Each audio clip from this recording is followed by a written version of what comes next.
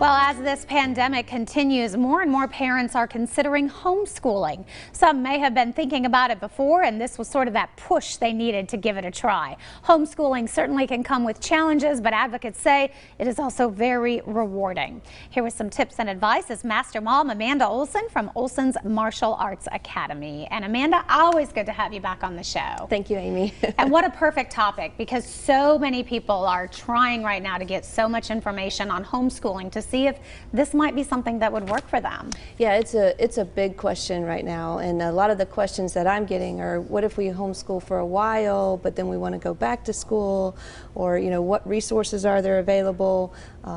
Just so many questions about, is this the right choice? Or I struggled at the end of the year, I didn't know what to do, but it worked out pretty good. Can I really start the next school year off with with the right resources, the right connections, the right support group, and have a good school year? And you, of course, have a personal journey with homeschooling. I did. I homeschooled both of my children, Keith all the way through high school, Katie all the way through middle school. She ended up going to Science Hill. Both of them graduated from ETSU, so we've been here in the community a long time. And for us, like many people, there's just such a variety of reasons people choose to homeschool. Right now it might be because of COVID, or it could be for completely other reasons. I chose because I worked in martial arts. My work day started when school ended. All the kids come in, and so just for us it was a family time of having family lunch instead of family dinner, and it just worked out well for us. But there's so many reasons people choose to do it, and it worked out well for our family, and I'm proud of my kids. But I went through the same angst and concerns that every parent goes through when they start homeschooling. Am I going to be able to do this? Am I going to mess my kids up? Am I going to teach them?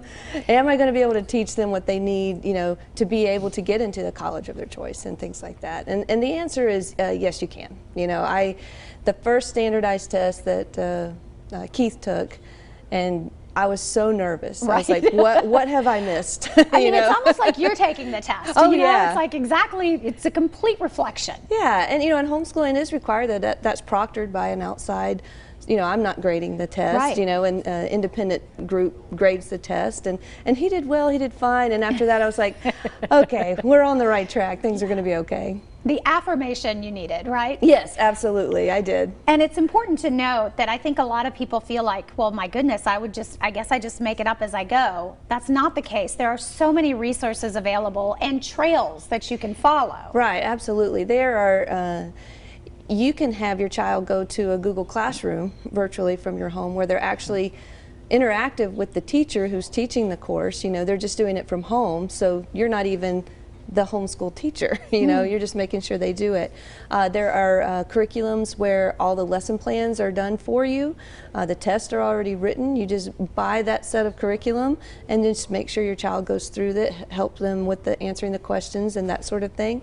And then there's kind of, wide open, if you want to write out all the lesson plans and choose, the subjects that your child's interested in, and be very hands-on, you can do that too. But whatever level you're comfortable with or your child needs, and there's even children who have special needs and different learning styles. There's stuff for everybody. Is there a better time, as the student ages, that is a good time to get in, or is it sort of one of those things where it's never too late but never too early? I would say that it really depends on what's going on in your family at the time. I know of students who started homeschooling in 10th grade. At high school level, and then some that have never gone to any type of school. They've done their whole schooling from home. You really can't pigeonhole it or pinpoint it. It's wide open. And you said now there's a lot of connections too that can be made through athletics, if they still want to be part of athletics. Absolutely. Or a PE program. There's my children were involved in art classes, that they could take. There's a lot of co-op teaching, so if there's a subject that you don't feel very comfortable in, you can hire a tutor or involve them in a learning for other homeschoolers where somebody has a lot of experience with chemistry, for instance, and you don't necessarily want to go back and learn all that. You can have them participate with somebody who's knowledgeable, group them with people like that too. That's wonderful. And you're doing a webinar coming up. Yeah, I'm excited about that. Yeah. A lot of information in it. It's July 15th.